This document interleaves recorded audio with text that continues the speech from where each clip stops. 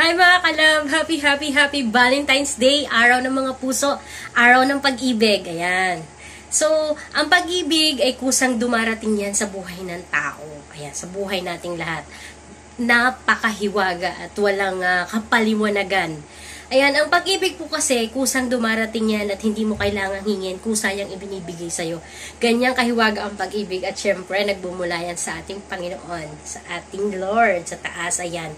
So, gusto ko lang po mag-thank you sa lahat ng followers and subscribers na nandyan pa rin. After all, na kahit busy po ang inyong lingkod, ayan. To all my readers, followers, subscribers, thank you so much. At nandyan pa rin kayo at hindi kayo nagsasawa. Ayan. Happy Valentine's. God bless everyone.